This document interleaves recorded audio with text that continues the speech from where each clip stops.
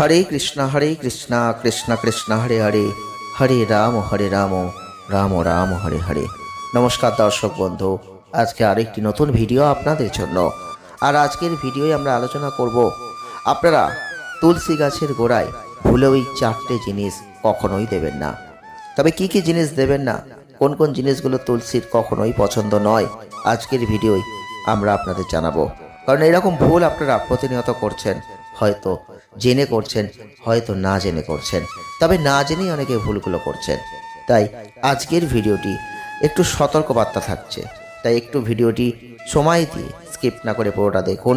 আপনারা জানতে পারবেন, আপনারা বুঝতে পারবেন এই ভুলগুলো আপনারা করছেন কিনা। কারণ সৌভাগ্য বৃদ্ধি করার জন্যই কিন্তু আমরা জীবনে প্রতিনিয়ত কিছু না কিছু করছি।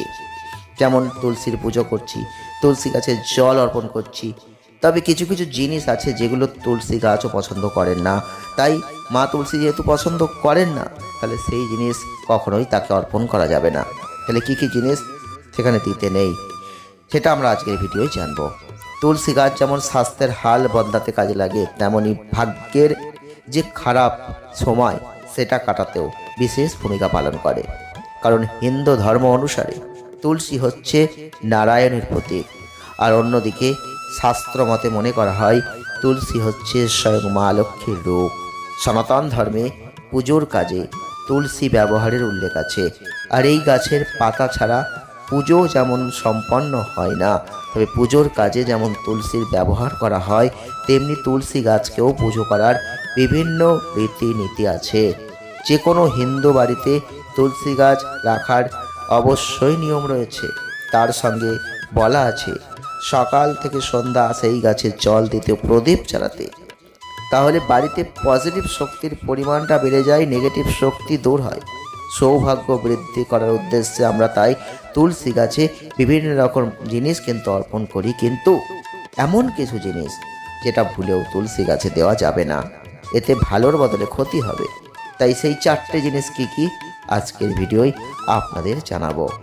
তুলসী গাছে কোন কোন জিনিস নিবেদন করবেন না। এক, অনেকে পুজোর কাজে ব্যবহৃত জল তুলসী গাছের গোড়ায় ঢেলে দেন, এতে অসুবিধা নেই। তবে সেই জলে যদি দুধ মেশানো থাকে, তাহলে সেটা ভুল করেও তুলসী গাছের গোড়ায় ঢালবেন না।